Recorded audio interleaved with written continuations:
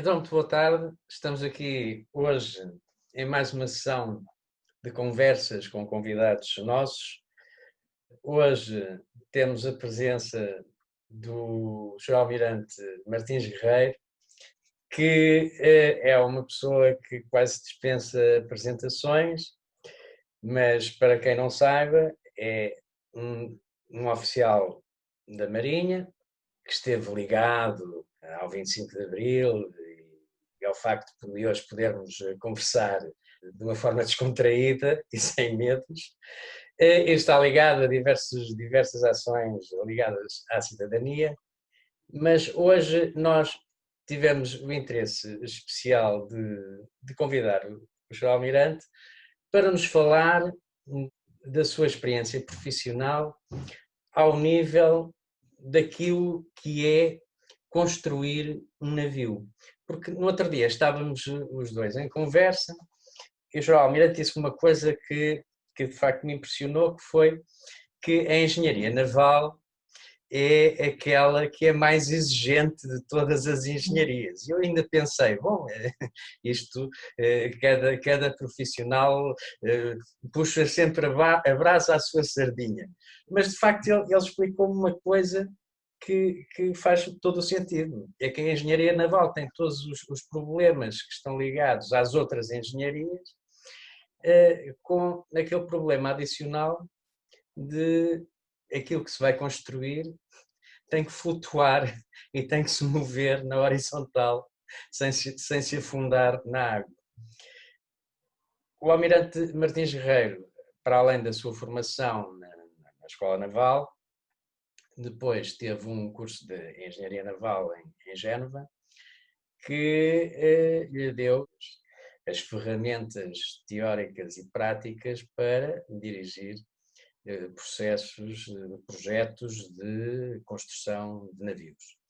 E eu passava-lhe já a palavra, Sr. Almirante, já agora seja bem-vindo, para que nos dissesse alguma coisa acerca das particularidades que estão associadas a esta coisa de, parecendo tão simples de designar, construir um navio.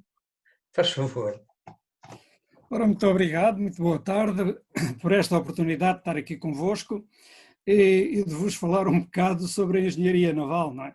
É evidente que eu serei suspeito, como diz, não há dúvida que cada um procura puxar a brasa à sua sardinha e neste caso é evidente que eu irei salientar determinados aspectos que na engenharia naval são relevantes. Mas que é uma engenharia da complexidade, não pode haver dúvidas, porque realmente a engenharia naval, como disse muito bem, vai tratar de objetos, ou vai construir objetos que vão atuar num meio que não é o meio normal, quer dizer, é realmente num meio líquido, é na água, é no oceano, é no mar, em condições por vezes extremamente difíceis, e, portanto, não é o meio normal da atuação ou das construções humanas. É um meio hostil ao homem, quer dizer, embora a hostilidade possa não ser demasiado agressiva, mas é um meio hostil ao homem e é hostil aos materiais, porque as oxidações, a salinidade, tudo isso tem efeitos depois sobre as construções. E claro, e há aqui um fator muito importante que é o mar não é tranquilo, não é propriamente assim um espelho líquido tranquilo, um lagozinho. O mar tem ondas e tem ondas por vezes muito grandes e realmente isso obriga a esforços sobre o navio que são muito diferentes daqueles que se a construção tivesse sido em terra. Quer dizer, nós normalmente quando falamos em engenharia ou grandes coisas, grandes realizações de engenharia, pensamos imediatamente, o cidadão comum pensa imediatamente nas grandes pontes, nos grandes edifícios, nas grandes autoestradas, suspensas, túneis, tudo isso. Mas isso é sempre feito em terra. E, digamos, os esforços que existem, os cálculos que se fazem, são para situações estáveis, não são para situações que se podem alterar constantemente. Ainda que, no caso da engenharia civil, se possa prever a situação de sismos e, portanto, se tem que fazer o cálculo também para situações mais difíceis. Mas no mar, é evidente que este cálculo da estrutura do navio é muito específico, quer dizer, é tão difícil como é fazer o cálculo de uma ponte, ou provavelmente mais, porque os esforços são variáveis e são muito variáveis conforme as circunstâncias e conforme os pesos do navio e as dimensões do navio, tudo isso. Não é? Portanto, a engenharia naval, na construção de um navio, tem todos os problemas da resistência de materiais que tem a engenharia de construção civil ou que tem a engenharia mecânica. E tem também, como tem a engenharia mecânica, a questão das máquinas. Nós temos que ter um motor propulsor para fazer andar o navio. Não é? E, portanto, tem esses problemas também da engenharia mecânica. E todas as máquinas auxiliares que existem a bordo, portanto, todos os estudos termodinâmicos, os conhecimentos de termodinâmica, o engenheiro naval tem que ter, exatamente para gerir tudo isso, que é a parte propulsora do navio. E ainda tem mais uma questão, que é a questão do projeto do hélice, que não é assim tão simples como isso, e que realmente os outros sistemas de propulsão normalmente não têm hélice. Claro que os aviões têm, portanto a engenharia aeronáutica também tem problemas semelhantes desse ponto de vista. Mas esta engenharia, digamos, naval, que tem o aspecto mecânico, tem um aspecto mecânico em grande dimensão e é preciso conhecer muito bem a engenharia mecânica. Por isso, realmente, o curso que nós fazíamos em Génova era um curso misto, engenharia naval e engenharia mecânica, eram as duas coisas. Exatamente, porque a parte mecânica é extremamente importante. E na parte da engenharia naval tinha muito desenvolvido a questão da resistência de materiais e das estruturas. Depois há uma outra parte que é também evidente, é a parte elétrica. Quer dizer, elétrica, porque o navio tem que ter a sua própria produção de energia elétrica. Portanto, nós no navio temos que ter uma central de produção elétrica, que nós temos que criar.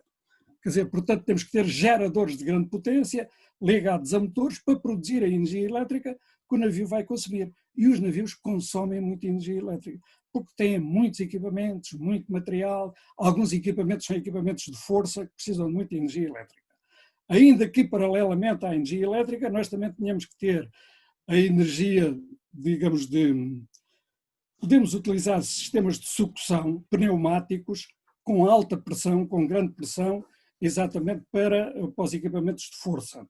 Mas, eu estava a falar da questão da energia elétrica, portanto temos que produzir energia elétrica e distribuí-la e ter energia elétrica de várias voltagens.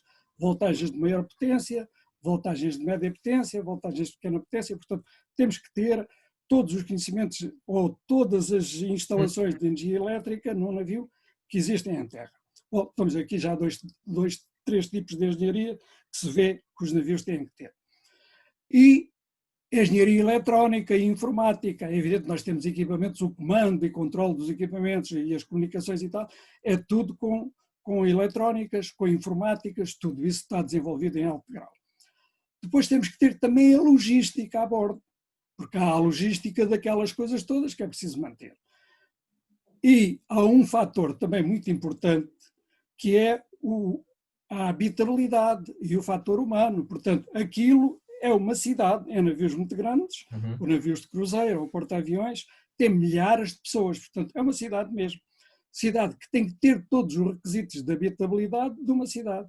Saneamento básico, transporte de esgotos, de líquidos, depois a tal parte logística, a circular, tudo isso, digamos, existe, portanto, engenharia sanitária, engenharia do ambiente, tratamento de esgotos, tratamento de lixo, produção de água. Nós temos que produzir água doce a bordo, porque senão tínhamos que ter tanques imensos para alimentar tanta gente. Portanto, nós a bordo temos geradores de água doce, instalamos geradores de água doce para produzir água doce a partir da água salgada. Portanto, isto é um processo e produz-se muito, por exemplo, num navio de cruzeiro, gasta quantidades imensas de água doce. Portanto, tem que ter grandes geradores de água doce, senão teria que ter tanques com milhares de metros cúbicos, o que era uma coisa impossível. Eu estava precisamente a pensar nesses navios que são autênticas cidades e que nós às vezes vemos aqui entrar na Barra do Tejo. E de facto, quer dizer, aquilo são cidades que têm que ser absolutamente autónomas e autossuficientes. Essa é uma das questões que o navio tem que ter autonomia.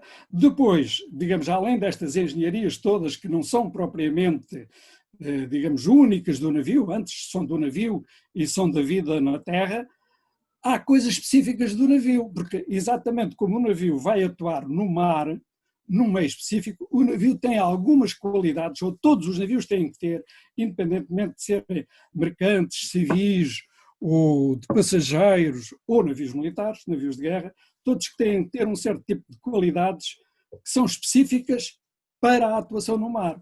E então, claro, a resistência, digamos, das estruturas, a robustez é uma robustez específica para o mar, já falámos nisso rapidamente, mas tem que ter a flutuabilidade. Por exemplo, a estrutura tem que flutuar sempre, e a flutuabilidade não é assim uma coisa que cai do céu, tem a ver realmente com os volumes que a estrutura vai ter, ou o tipo de navio, a carena, tem a ver com a imersão que o navio vai ter, como é que ele se vai deslocar, aonde A se vai deslocar. a imersão, o Sr. Almirante está-se a referir, digamos, à quantidade do navio que vai estar debaixo d'água para ele flutuar, não é? É isso. Portanto, tem que ter essa flutuabilidade, que é uma coisa extremamente importante. Mas ligada à flutuabilidade, há uma outra parte que ainda é mais específica, porque a flutuabilidade, se fizermos um pontão, também tem que ser flutuável. Mas tem uma outra parte que é muito mais específica, que é a estabilidade. E isto é o único, realmente, da questão da engenharia naval. Estabilidade no mar, na água. Estabilidade em terra, digamos, os edifícios também têm que ter. Mas a estabilidade no mar é uma coisa muito específica. E aí são conhecimentos que só o engenheiro naval ou o arquiteto naval sabe. São, digamos, é uma ciência específica da arquitetura naval. Isto tem muito a ver com os volumes, com as formas dos volumes, com as deslocações, com o centro do volume, que é o centro de carena, e com os centros de gravidade das coisas que lhe estão em cima, não é? E essa é a dificuldade maior, mas diga. Eu aqui há uns tempos vi um documentário em que se explicava que precisamente essa questão dos centros da gravidade do navio, em função das alterações das condições de estabilidade do navio, eles eram obrigados a passar massas de água interna de um lado para o outro para manter a estabilidade do navio, porque senão aquilo, às tantas, o navio podia ir para a esquerda ou para a direita e adornar. E de facto, quer dizer, portanto, esse estudo de estabilidade tem que estar a ser monitorizado ao momento, no momento, não é? Sim, claro que... Se eu estiver a dizer algum disparate, o Sr. Almirante corrija-me se faz favor. Com certeza, digamos, hoje temos instrumentos para controlar isso e para monitorizar o momento. É evidente que no passado não tínhamos. Claro. No passado, o comandante tinha que perceber exatamente o que é que se passava no navio e tinha que ter noções muito rigorosas do entendimento de tudo aquilo. Quer dizer, hoje realmente estamos numa situação curiosa, exatamente porque existem muitos sensores, e os sensores estão ligados a computadores que depois processam aquilo, têm os seus algoritmos, as suas equações introduzidas, dão-nos os resultados, e basta a quem conduz o navio ver os indicadores e saber ler os indicadores. Mas no passado era bem mais exigente, porque como ele não tinha os indicadores momento a momento, ele tinha que entender bem o fenómeno, tinha que perceber o que é que se passava. Se o vento atuava de um lado, se o hélice saltava do outro, se gastava o combustível a bombordo ou a estibordo, se tinha o pica-vento ou o pica-ré cheio ou vazio, portanto ele tinha que saber isso, quer dizer, ele tinha que ser a cabeça dele esse computador. Hoje o comandante não precisa de ter tantos conhecimentos do ponto de vista científico, do entendimento do processo, não é? É como nós hoje metemos os dados no computador e ele dá o resultado, não é? Nós não sabemos muitas vezes o que se passa lá dentro. Antes era mais necessário saber, e a engenharia que eu aprendi realmente nesse sentido, perceber o processo todo, perceber como é que as coisas se formam. E essas questões da estabilidade são extremamente importantes, porque há a tal questão no navio, efetivamente, o centro de carena ou o centro de volume da parte imersa está praticamente sempre abaixo do centro de gravidade. Portanto, o centro de gravidade está mais alto. O que significa que, digamos, se isto fosse uma coisa normal, se não fosse bem estudado, bem preparado, com um vento, um binário atuante, aquilo rodava, desequilibrava-se. Uhum. E, portanto, o navio virava-se. E é por isso é que é preciso saber qual é a forma de carena, estudar bem uma forma de carena, que tenha uma estabilidade adequada. E depois há um outro ponto, para nós vermos como isso é, que é com a tal forma de casco, que é o metacentro. Quer dizer, se o metacentro, e tem que ser, o metacentro tem que estar acima do centro de gravidade. Porque se o metacentro estiver no centro de gravidade ou abaixo do centro de gravidade, o navio vira mesmo. Aí roda mesmo, vira-se mesmo e tal. Portanto, a altura metacêntrica é um indicador extremamente importante para, na construção do navio e na previsão dos estados e das situações em que ele vai estar. Portanto, quando se constrói um navio, nós temos que prever qual é a situação da altura metacêntrica que o navio leva, ou seja, com a imersão mínima. E com a imersão mínima significa que tem a parte imersa mínima, quer dizer que o tal volume imerso é muito pequeno, porque o volume imerso tem que equilibrar o peso todo do navio, não é? Mas se o navio realmente está leve, não tem combustíveis, não tem gente, não tem carga, tem de facto a imersão mínima. Mas a altura metacêntrica tem que ser positiva, porque se a altura metacêntrica não for positiva, acontece aquilo que é o navio leve virar-se. E isto às vezes acontece, porque realmente nos cálculos, os tais cálculos de carga, carga máxima, não sei o quê, podem levar a esse cálculo de dizer, bom, eu vou fazer aqui um jogo, epá, o navio completamente leve não teria altura metacêntrica suficiente. Então o que é que eu faço? Na altura em que o navio começaria a estar leve, eu encho tanques de lastro. Exato. Encho os tanques de lastro a partir da água do mar, Exato. que é para o navio manter aquela imersão, para manter a altura metacêntrica. E há casos de navios que tem que se fazer mesmo isso com muita frequência, porque há navios que têm uma altura metacêntrica baixa por causa dos sistemas de propulsão ou de uma questão de ruídos. Por exemplo, os navios que nós fazemos de pesquisa de sons, ou mesmo os navios hidrográficos ou oceanográficos, são normalmente navios que têm uma altura metacêntrica baixa, porque isso depois também tem a ver com a estabilidade. E, portanto, há situações em que ele navegou durante muito tempo, está muito tempo no mar, por exemplo, está 1 mês ou 2 meses no mar, sem ir à terra, sem se reabastecer, gastou muito combustível e gastou muitos líquidos. Ficou muito mais leve. Muito mais leve, tem que compensar. Há até casos, que é sempre um caso relativamente delicado, que é aquele sai combustível do tanque e entra a água. E nós conseguimos fazer uma mistura de combustível e água, o combustível é mais leve, o combustível vai-se gastando por cima e a água vai entrando. Para manter o navio, isso tem a ver também com a estabilidade de plataforma. Se nós quisermos um navio com uma grande estabilidade de plataforma, fique sempre direitinho e tal, é para uma altura metacêntrica específica e, portanto, depois temos que ter estes truques e estas maneiras de atuar. Mas isto é relativamente delicado, portanto, não é assim uma coisa só falou, disse e aconteceu. E não, aconteceu. Tem os seus processos, tem as suas maneiras de fazer. Portanto, esta questão da altura metacêntrica é um indicador extremamente importante da estabilidade e tem que haver sempre uma reserva de estabilidade, exatamente porque nós estamos a atuar no mar. Apanhamos um mar tempestuoso, apanhamos piores condições, temos um acidente, temos não sei o quê, o navio tem que continuar. De repente as condições podem se alterar repentinamente, não é? Sim. Tem que haver ali uma margem. Uma folga boa ou uma capacidade de implementar, que é a tal questão de meter água nos tanques, ou descer pesos, ou atirar carga ao mar, que isso às vezes acontece, atiram carga ao mar quando há grandes tempestades e tal. Portanto, realmente tem que se perceber esses fenómenos, porque de facto a estabilidade depende de muitas variáveis também. Depende naturalmente do comprimento do navio, da largura, das dimensões do navio, da forma de carena, é evidente, da forma de casco, mas depende dos pesos, da situação do centro de gravidade, depende da distribuição dos pesos, isso também é extremamente importante, porque depois isso tem implicações também na manobrabilidade do navio, ou na própria, digamos, na própria habitabilidade, quer dizer, há aqui muitas, o navio tem, estava eu a dizer que o navio tem várias características, estava a falar da flutuabilidade, da estabilidade,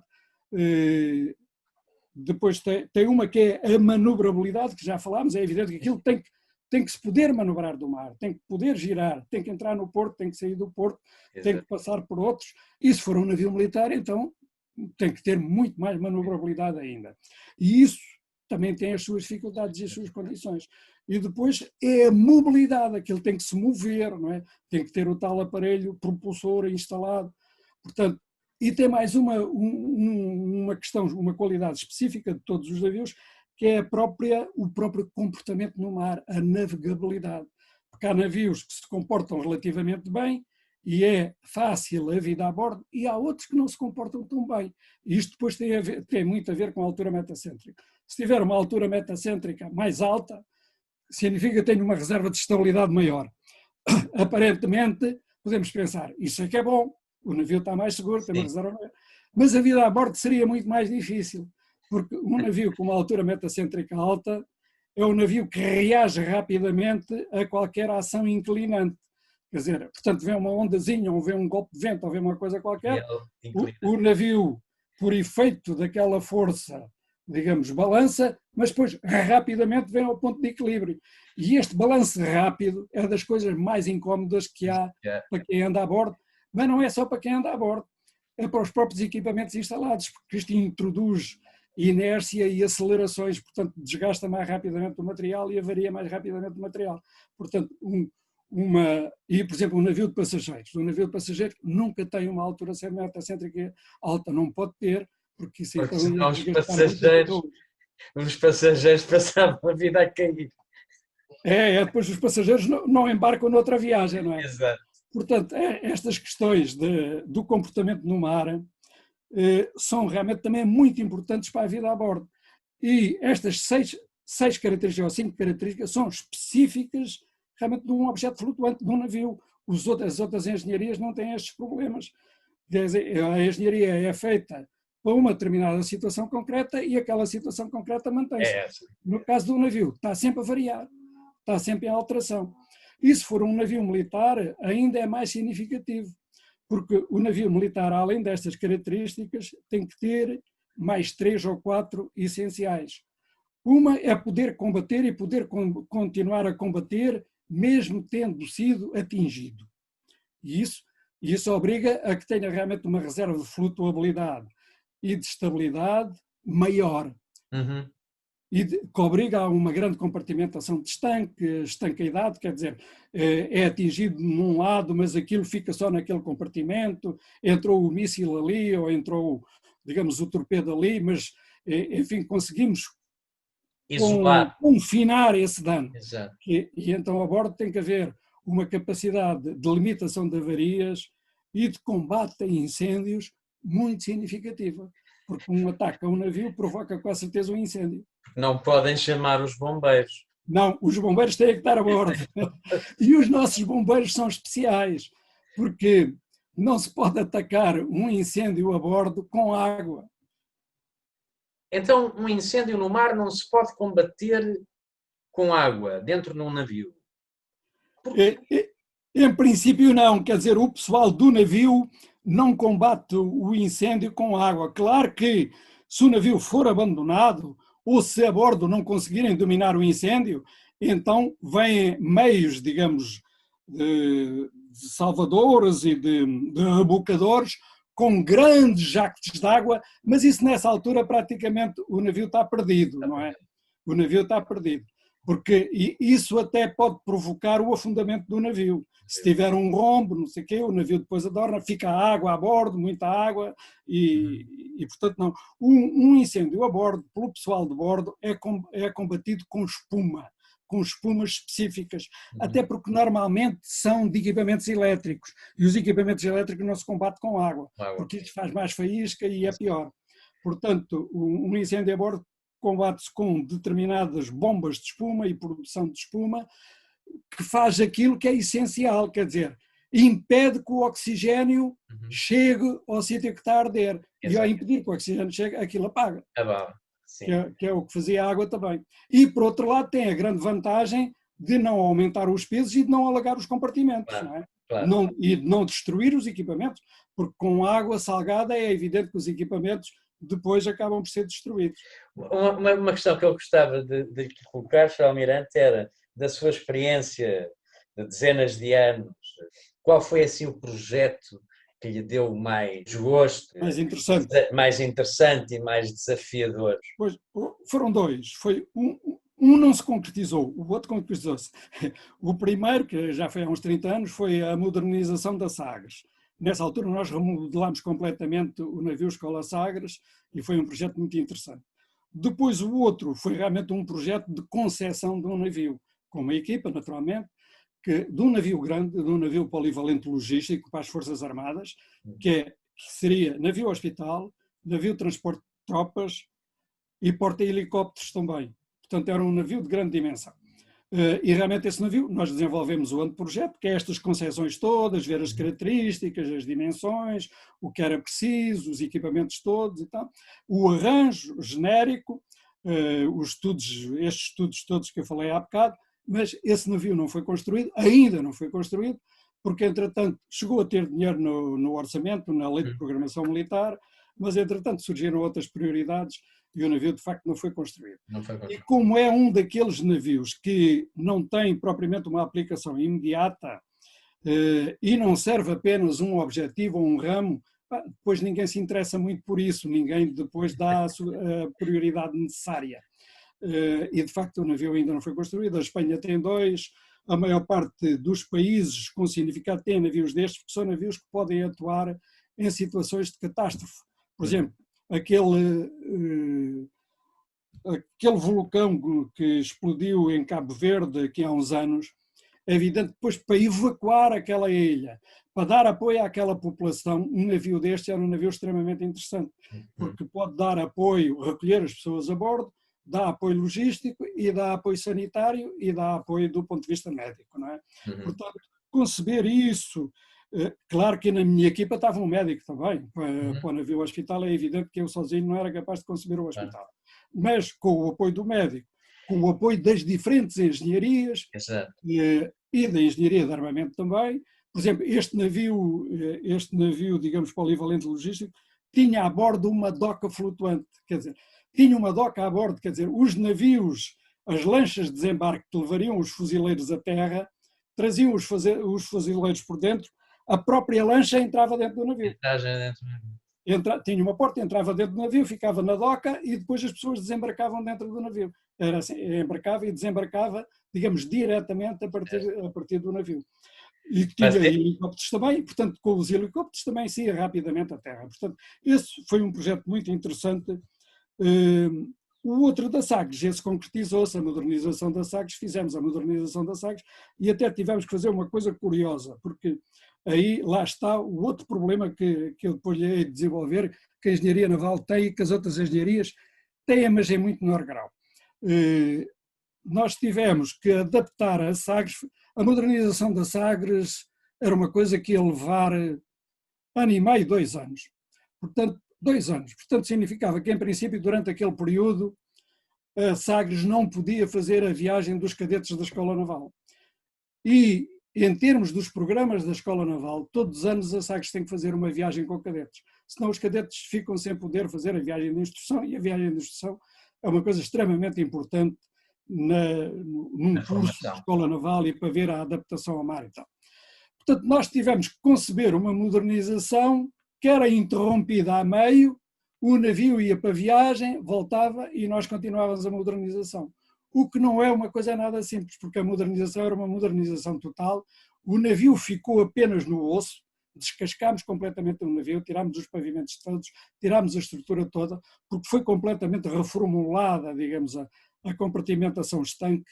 Antes o navio não obedecia às regras atuais da estanqueidade, dos compartimentos estanques, quer dizer, era um navio que tinha sido construído ainda no outro século, ou no princípio do século, portanto as regras eram outras, os riscos também eram muito maiores e, portanto, nós reformulámos tudo isso e pusemos o navio de acordo com as regras, nova compartimentação estanque, novas anteparas estanques, reformámos, dividimos tudo, o que significa pôr realmente o navio no osso. E isto não foi uma coisa simples, como pusemos um novo equipamento motor, quer dizer, a instalação motora também foi alterada, foi outra. Claro que a Sagres tem sempre a dupla propulsão, a vela e a motor, que é para quando não há vento, poder andar a motor. Fizemos uma instalação nova a motor. E reformulámos completamente os alojamentos, a instalação elétrica, nova instalação elétrica, novos geradores, portanto, tudo aquilo, equipamento de navegação, os auxiliares todos, foi praticamente tudo mudado. Mesmo o sistema de governo, o leme não foi mudado, mas o sistema de governo foi alterado. Quando se refere ao sistema de governo, é exatamente o quê? O sistema do governo é, digamos, a máquina do leme e a maneira como a máquina do leme atua no leme e como é que as forças chegam ao leme. Pode ser um sistema mecânico ou já não ser só um sistema mecânico como era, não é? Portanto, o sistema mecânico também se alterou, a própria propulsão. Isso é uma coisa essencial no navio, é o sistema de governo. E o sistema de governo, eu não disse há bocado, por exemplo, um navio, mesmo um navio mercante, tem redundâncias, e uma das redundâncias que tem é no sistema propulsor e no sistema de governo. Quer dizer, a redundância no sistema propulsor dá-se, o navio tem normalmente 2 veios e 2 hélices. Se tiver a avaria num veio, pode continuar a trabalhar com o outro, um bocado desequilibrado, compensa-se, põe-se então os pesos do outro bordo e não sei o quê, tem que se compensar isso, mas pode continuar a trabalhar com o outro. E tem também, digamos, esse sistema, portanto, dos 2 motores, dos 2 veios, dá para o sistema propulsor. Mas o esquema de governo, o sistema de governo também tem que ter redundâncias. Redundâncias na atuação na porta do leme, junto do leme. Tem normalmente um sistema mecânico, mas também tem um sistema elétrico e pode ter um sistema manual no próprio local. Quer dizer, que é difícil, mas que se pode fazer. Normalmente os navios têm isto. Um navio mercante também tem isso. Hoje, como já há muitas redundâncias elétricas e eletrónicas, eu julgo que já não fazem o comando mecânico local. Mas um navio militar tem que ter muito mais redundâncias. Quer dizer, tem uma característica que é praticamente a redundância de todos os sistemas vitais e os sistemas de armas. Portanto, porque se houver, digamos, um corte num lado ou num bordo, pode funcionar, a energia pode passar pelo outro e os sinais eletrónicos podem passar pelo outro. Portanto, um sistema, um navio militar é normalmente redundante, porque senão à primeira avaria havia a capacidade de combater. Portanto, para os militares tem que ser tudo em duplicado. Praticamente sim, portanto tem exigências de segurança muito maiores. Embora qualquer navio tenha grandes exigências de segurança, exatamente porque ele vai atuar no tal meio hostil, no mar. Quer dizer, e isto, quem vai para o mar havia-se em terra, portanto é em terra, no projeto, que se tem que prever essas situações e tem que se prevenir. Essa observação que o Sr. Almirante faz, de que quem vai ao mar havia-se em terra, que é, enfim, uma coisa do conhecimento geral, popular, é interessante porque, mesmo ao nível da manutenção do navio, penso o seguinte: aqui em casa, se me avaria uma porta, eu vou ali à loja e compro uma dobradiça e arranjo a porta. Mas no mar não têm lá lojas para irem buscar dobradiças, portanto têm que resolver tudo aquilo que... Todos os problemas que surgem têm que ser resolvidos com aquilo que existe no navio. E isso leva a uma outra coisa, é que quando se faz o projeto do navio, tem que se prever também a questão da manutenção e da logística. E realmente isso tem que ser previsto.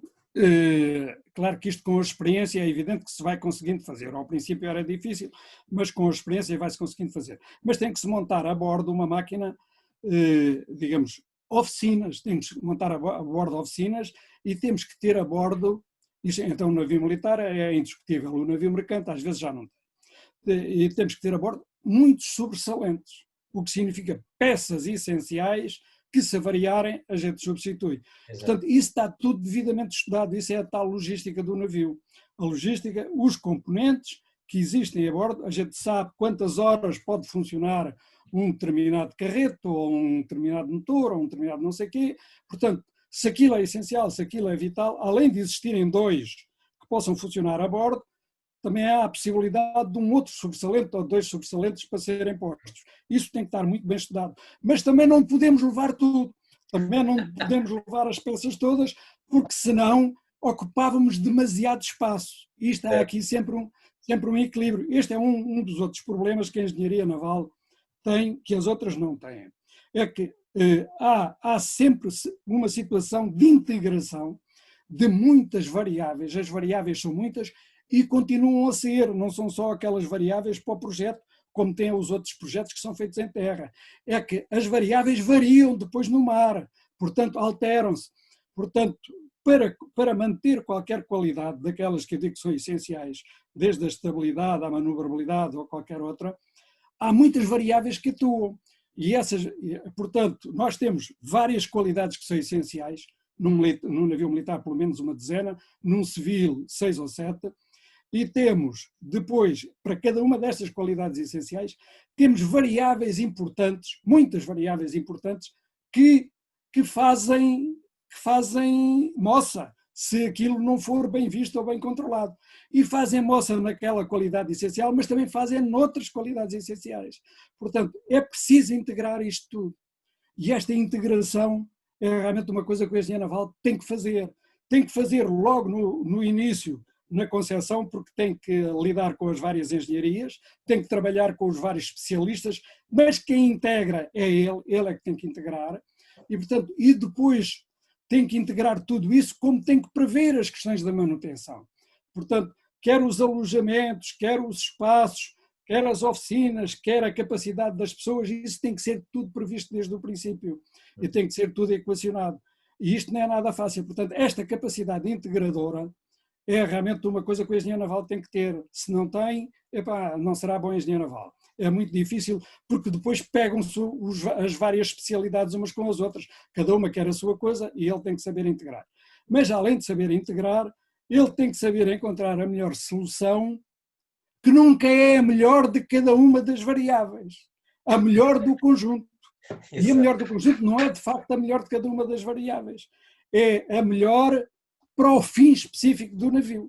E é por isso que nós temos navios muito diferentes, conforme os fins específicos. Exato. Quer dizer, se for cruzeiro é uma coisa, se for um petroleiro é outra coisa, se for um porta-contentores é outra coisa, se for um porta-aviões é outra coisa. Quer dizer, porque depois aí os requisitos, os fins específicos do navio são diferentes. Isso é a primeira coisa que tem que ser dada ao engenheiro naval. É dizer, meu amigo, eu quero construir um navio para este fim. E além disso, quer dizer, se for um militar, então são definidos também quais são os requisitos operacionais daquele navio.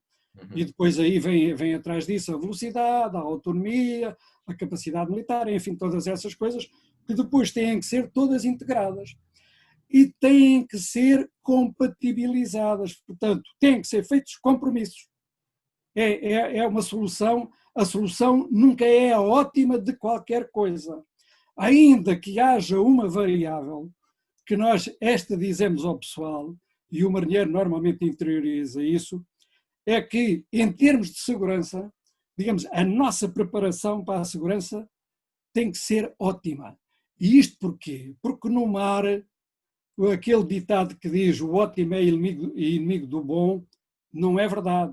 Em termos de segurança no mar, só o ótimo é bom. A pessoa, se não morre, ou o navio funda-se, ou o navio vira-se.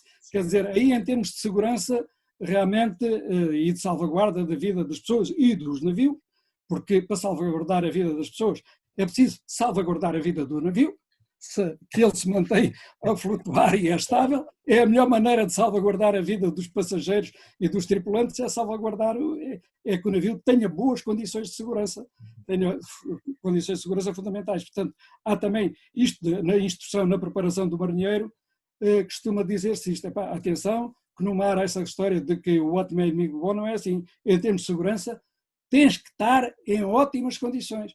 Tens que ter tudo o que se pode ter, o que é melhor ter para em termos de segurança. Porque o navio é muito caro e a nossa vida também é muito valiosa. Também é valiosa. Portanto, essa capacidade integradora e essa capacidade, digamos, de gerir compromissos, porque há sempre compromissos, há sempre conflitos entre os diferentes especialistas. Cada um quer o melhor lá da sua variável. Claro. E isso também não é simples, também não é fácil. Digamos que também na engenharia naval se tem que tomar soluções políticas. Desse ponto de vista Quer dizer, e mais, e até há outra questão que é da gestão das pessoas. Quer dizer, há uma coisa que o engenheiro naval tem que ter, além de ter, digamos, a inteligência de engenharia, de capacidade, não sei o quê, tem que ter inteligência emocional. Ou seja, tem que saber gerir as pessoas. E tem que conseguir que cada um dê o seu melhor em circunstâncias diferentes e às vezes de conflito. Porque é importante cada um, e então a bordo, na vida a bordo ainda mais. Sim. Porque até porque depois, no navio, isto depois é já no navio as capacidades das pessoas estão reduzidas, a navegar normalmente a capacidade de uma pessoa é reduzida, e então se há um mau tempo ainda mais reduzida fica reduzida, porque ele não está nas suas condições ideais. Mas já a vida a bordo, no navio militar, é um espaço sempre muito limitado. E depois aquela convivência nem sempre é famosa, não é? Porque há problemas, há dificuldades, há problemas em casa. Antes havia muito mais, porque havia um isolamento muito grande. Hoje, realmente, com estas comunicações, já não há praticamente isolamento de contactos, pelo menos de saber das pessoas. Mas há outras dificuldades. Portanto, esta capacidade integradora é fundamental e é preciso prever as diferentes situações. Por exemplo, nos alojamentos, quando se concebem os alojamentos e as diferenças que existem de alojamento entre oficiais, sargentos e marinheiros, às vezes isso parece uma sociedade classista, e a bordo é um pouco, mas tem a ver depois com esta questão da gestão dos conflitos. É que enquanto entre pares, se houver conflito, não é problema de maior, mas nos que não são pares em termos de quer da hierarquia a bordo ou das responsabilidades a bordo, porque às vezes é mais uma questão de responsabilidade, e dos conhecimentos, não deve haver demasiada proximidade, porque isso facilita aquele conflito fácil, e não deve haver conflito fácil entre os oficiais e os sargentos e destes com os marinheiros. Tem que haver algum distanciamento, e gerir isso é uma coisa que não é simples. É uma coisa que tem as suas dificuldades. Isso depois tem a ver com a questão da hotelaria e das diversões a bordo. Porque a bordo tem que haver também espetáculos, tem que haver diversões, tem que haver processos de escape às tensões que se criam. E é por isso que há certas praxes a bordo, que há certas práticas que no projeto são previstas, a gente deixa correr e tal. Por exemplo, a passagem do Equador. A passagem do Equador tem sempre uma prática que é o rei dos mares entra a bordo e toma conta do navio e prende o comandante, ou antes, destitui o comandante. Sim. E quem é o rei dos mares? O rei dos mares é um marinheiro antigo, velho, que se farda de Neptuno e chega a ponto de tomar conta do navio. E põe o comandante para o lado. Certo. E é ele que manda. E é ele que manda depois fazer o julgamento de toda aquela gente que atravessou o Equador pela primeira vez. Exato. Isso é uma E cena. alguns são enviados para a piscina. Pois. Alguns são lançados à piscina. São para a piscina, são. Isso cria sempre piscinas e tal. Bom, isso é uma das tradições que existe, mas uma outra que existe, e nas grandes viagens veleiros, eu ainda tive isso na Sagres, porque a minha viagem, o meu curso ainda foi na velha Sagres, não na atual, mas na anterior, foi a última viagem da velha Sagres, foi com o meu curso. Nós também tínhamos as nossas práticas a bordo, e então, normalmente, há uns indivíduos que têm jeito ou para escrever, ou para fazer teatro, ou para fazer peças, ou para fazer coisas, e faz-se um grupo realmente de teatro. Monta-se uma peça de teatro. E monta-se mesmo, e realmente as coisas, há um tipo encenador, não sei o quê, e nessa peça de teatro, o que é que acontece sempre? É que a peça de teatro, por vezes, é virulenta e há sempre umas piadas, às vezes muito certeiras e muito duras, em relação a determinados oficiais ou em relação a determinados responsáveis ou até ao comandante, que é posto em xeque. Mas isto permite desopilar o pessoal, certo, que assiste à peça de teatro, bate palmas, não sei o quê, no outro dia está tudo satisfeito e tal, permitiu descomprimir. Exato. Normalmente o imediato, que é o segundo comandante de bordo, é que é o indivíduo que gera estas coisas. Se vê que há tensões, que vê que há não sei o quê, façam lá aí um jornal de parede, ou façam lá aí uma peça de teatro, ou façam aí qualquer coisa que é para descomprimir aquilo. E realmente isso tem que ser gerido e, de facto, isto depois tem a ver com a história das tradições navais. Mas e tem a ver com a cultura naval. É evidente que um navio é um espaço especial para manter estas tradições, estes costumes enfim, e esta cultura, não há dúvida. No fundo é um universo fechado, que reproduz, digamos, aquilo que se passa na sociedade agora, não é? Mas Porque reproduz... essas festas que o Sr. Almirante está a referir são um pouco o carnaval que existe aqui como um espaço de transgressão, não é? E de desopilar as tensões acumuladas. Não é? Isso tem que se fazer. É evidente que isso vai se perdendo à medida que os navios estão menos tempo no mar e há muito maior comunicação com terra, porque há comunicação diária, toda a gente praticamente comunica, e isto desaparece um bocado, esta necessidade. Mas uma travessia longa, por exemplo, à vela, de várias semanas no mar, tem que se criar coisas alternativas. Voltando à questão do projeto de navio, há esta característica da complexidade. Realmente, eu julgo que é capaz de ser dos projetos mais complexos. Não é porque tenha os cálculos mais exigentes, embora tenha cálculos extremamente exigentes, mas hoje os computadores fazem tudo, não é? Porque, por exemplo, os cálculos de estabilidade ou os cálculos de carenas, no tempo em que eu fiz a tese, nessa altura eram feitos à mão. Nós levávamos meses a fazer os cálculos dos momentos fletores, dos momentos dos pesos, de tudo isso que um navio tem que ter para calcularmos o volume de carena, calcularmos as carenas inclinadas, as carenas direitas. A carena basicamente... É o casco do navio, é a parte imersa, digamos, mas é o casco do navio. Mas essa parte imersa oscila conforme o peso, não é? Sim. Conforme o deslocamento do navio. Não é? Sim. Portanto, esses cálculos de carenas eram uma coisa das mais importantes, porque tem a ver com a tal regra da estabilidade, tem que saber as várias condições de estabilidade, qual é o diagrama de estabilidade, qual é a altura metacêntrica, e isto porque um navio, o volume do navio, digamos, não há nenhuma forma geométrica que defina um casco, porque a forma é completamente irregular, não há nenhuma forma, a gente pode arranjar uma equação muito bonita, não há nenhum algoritmo que defina como é que é um casco do navio, como é que se calcula o volume. Isso é feito às talhadas, aos bocadinhos. Nós cortamos o navio em intervalos, por exemplo, quando se fazia este cálculo das carenas, intervalos de 1 metro, portanto um navio de 100 metros faziam-se 7 cortes e, portanto, cada metro de navio depois tinha aquele círculo, meio círculo, que não é meio círculo, quer dizer que é diferente, mas aí fazia-se a aproximação para se calcular o volume desse meio círculo e depois calculava-se talhada a talhada a talhada a talhada, e também isto transversalmente, mas também longitudinalmente. E para se fazer os cálculos dos esforços, os cálculos dos momentos e tal. E aí eram cálculos feitos à mão, olha, era com a máquina de calcular, fazia-se com a máquina. Eu levei 2 meses a fazer isso. Sim. E é um navio relativamente pequeno, que era um navio de 80 metros de comprimento, era uma corveta, portanto, levei esse tempo a fazer. Portanto, mas hoje o computador faz isso relativamente depressa e, portanto, já não se gasta esse tempo todo. Mas, agora, às vezes, é que as pessoas perdem a noção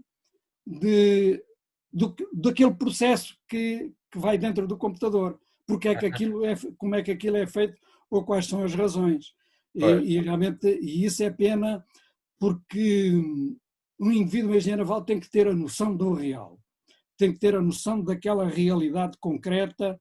Por exemplo, se está a fazer um projeto de uma fragata, que é um navio que pode ter entre os 90 ou 120 metros de comprimento, tem que saber que aquilo é para aquela fragata, tem os cálculos para aquela fragata. E eu lembro-me de uma vez, quando eu voltei, depois das atividades do Conselho da Revolução, voltei à Marinha, estava num estudo de um projeto desses, e um rapaz da Reserva Naval, um miliciano, estava lá também, é engenheiro naval, e eu dei-lhe um cálculo para fazer, e ele realmente fez aquilo, e claro, utilizando já os processos, o computador e tal, e chegou e trouxe-me o resultado. E eu olhei para o resultado e disse logo, isto está mal, vá fazer outra vez.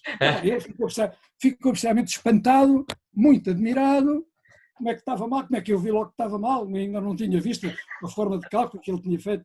E ele lá foi um bocado triste, no outro dia voltou e disse-me, Bom, o senhor tinha razão, realmente estava mal. Pois, até mas como é que viu que estava mal? Digo, epá, foi precisamente fácil. Então, você traz-me do resultado do cálculo uma fragata que tinha 1000 metros de comprimento, tinha 1 quilómetro, epá, estava errado, de certeza.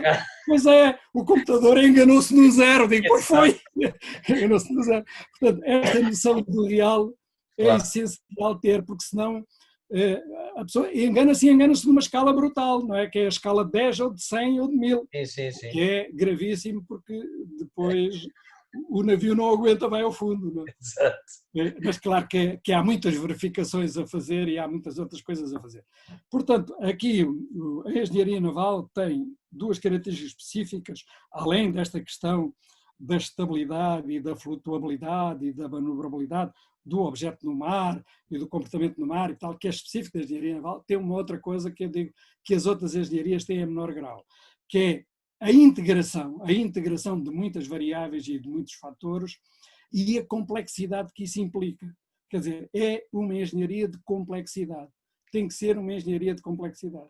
Uma engenharia de dificuldades, de conflitos e de compromissos. Tem que conseguir chegar a compromissos pós-fins. E estes compromissos são diferentes conforme os fins que se querem atingir. É evidente. Mas, à partida, isso é uma coisa que tem que ser negociada. Negociada com quem quer os fins, porque também não podem dizer eu quero um navio, quero uma fragata que anda 35 nós e que tenha uma autonomia de 10.000 milhas. Epá, é evidente que isto é impossível, porque se anda a 35 nós, gasta muito combustível. Para ter uma autonomia de 10.000 milhas, tinha que ter só o espaço do navio, era para combustível. Portanto, essas coisas, umas que são logo evidentes, outras não são tanto, mas à partida tem que se dizer a quem quer certos fins e dizer, epá, esses fins não podem ser realizados com esse tipo de navio, têm que ser realizados com outro tipo de navio. E depois há a questão dos custos, que nós ainda não falámos. É que isto depois tudo tem custos. E tem custos que a certa altura são insuportáveis. São incomportáveis, não é? Portanto, mesmo a tal questão da segurança no mar, é evidente que nós não podemos criar um navio inafundável. Aliás, não há navios inafundáveis, mas não podemos estudar um navio que tenha os requisitos todos de segurança em termos de estabilidade ou de flutuabilidade, porque isso tinha um custo perfeitamente incomportável. E realmente nós temos o caso de que não há navios inafundáveis e que foi um navio que, quando foi construído, o conceito é que aquele navio seria quase inafundável e tal, e na primeira viagem ele afundou-se, foi o Titanic. Exato. Na viagem inaugural. E não foi nenhum ato de guerra.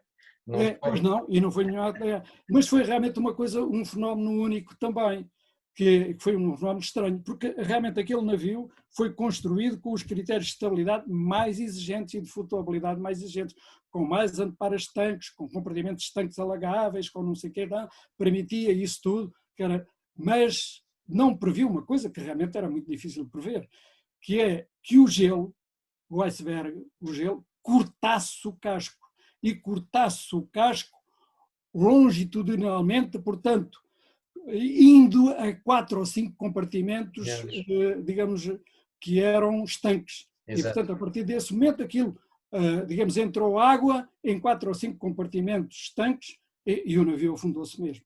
Portanto, mas isto realmente é um fenómeno único. A rigidez, digamos, o diamante do gelo pode ser de tal maneira forte que corta o aço. Então, e isso, eu, por acaso, verifiquei isso na minha experiência profissional com os bacalhoeiros na Terra Nova. Porque eu fui inspetor, pois era o inspetor da companhia da mútua dos navios bacalhoeiros. E, portanto, eu fiz praticamente inspeções a todos os navios bacalhoeiros. E os acidentes que eles tinham muitos acidentes, depois era aquela questão, a mútua pagava, não pagava e tal, e o engenheiro entrava nisso, se havia responsabilidade, se não havia responsabilidade. E eu, a primeira vez que me apareceram este tipo de rombos, cortes assim, eu estava cheio de dúvidas. Digo, o gelo corta isto não há aqui história, que o navio afundou-se, porque depois também havia, quer dizer, também se sabia que certos bacalhoeiros eram afundados. Aquela era a última viagem. Exato. Porque o armador já tinha chegado à conclusão que o melhor era afundá-lo e receber o dinheiro do seguro. Isso também acontecia, esse processo. Mas, de facto, os danos provocados pelo gelo são são grandes, são graves, Uhum. são muito fortes. Portanto, é uma engenharia de complexidade, é uma engenharia que obriga a compromissos de muitas variáveis e é uma engenharia que obriga, digamos, a comportamentos específicos para um meio que vai andar num ambiente hostil. Uhum. Hostil à vida humana, hostil à própria manutenção, hostil à própria conservação e que tem que se fazer no projeto a previsão dessas coisas todas e das várias situações que vão ocorrer e que vão sempre ocorrer situações diferentes daquilo que se previu. Apesar de tudo, isto é tão variável. Claro. Por exemplo, nós nunca fazemos um navio para a onda máxima. Porque isso é outra questão que se faz no projeto. Nós, vamos lá ver, um navio normalmente na sua vida, 90% a 95% do seu tempo de navegação é em águas relativamente tranquilas ou, pelo menos, relativamente confortáveis, não é? Mas apanha 5 a 10% de tempo em águas muito ondosas e graves e tal. Mas nós não vamos fazer o cálculo para aquilo que pode acontecer uma vez no milénio, Claro. que é o tsunami, ou que é a onda máxima. Uhum. E se, com estes navios que estão a navegar agora, ocorrer um tsunami, os navios afundam-se mesmo. Quer dizer, mas nós fazemos o cálculo dentro dos estudos estatísticos para a onda previsível durante 50 anos, que é a vida do navio, ou durante 30 anos, não é? Aí fazemos, e é a onda máxima que ele poderá encontrar durante o seu tempo de vida. Pode ter a sorte de nunca encontrar a onda máxima, e ótimo. Mas se encontrar ondas graves, mesmo assim já tem danos muito graves, já tem estragos muito grandes, quer nos equipamentos, quer nas próprias estruturas, quer na água que embarca, porque, por exemplo, numa onda muito grande, e eu naveguei numa fragata, fui chefe de serviço de navegação, e apanhei, tive essa experiência de estar no cavo da onda e de ver a crista da próxima onda muito mais alta que o ponto mais alto do navio e muito mais alta que a ponta onde eu estava. Quer dizer, aquilo é uma sensação de ver uma parede de água que vem cair sobre o navio, que vem esmagar o navio. Claro que depois, como o navio flutua, à medida que a tal parede de água avança sobre o navio também sobe. Mas não sobe completamente, porque aquilo depois, digamos, invade completamente o convés, os esforços que essa carga de água dá sobre as chapas e sobre os equipamentos e sobre as estruturas, os mastros e tal, é de facto muito grande. Portanto, esses cálculos têm que estar feitos e são feitos. Sr. Almirante, não necessitamos nem de mais um minuto para eu comprar a tese de que, de facto, a engenharia naval tem, para além de todas as dificuldades das outras engenharias, todas essas dificuldades adicionais. Continuaríamos agora a nossa conversa. Mas já chega. Mas já dá para o objetivo pretendido. Já atingimos o fim que queríamos. Atingimos o bom porto que queríamos. Okay. Eu agradeço-lhe imenso a sua disponibilidade, a sua alegria em nos transmitir essa sua experiência profissional. Eu acho que quem viu esta conversa ficou, como eu, com uma outra visão do que é um barco. Do que é um barco, exatamente, e que é uma coisa muito mais complexa do que nós pensamos.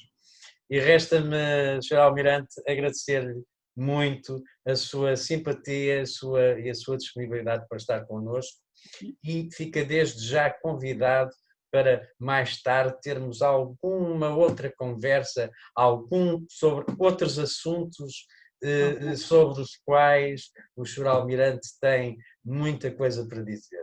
Muito obrigado, Sr. Almirante. Muito obrigado eu também, muito obrigado por esta oportunidade e pronto, e isto, olha, hei de mandar isto aos meus filhos que é para eles saberem o que é que faz o pai. Obrigado, ou o que é que fez. Muito obrigado, Sr. Almirante. Obrigado, muito boa tarde. Obrigado.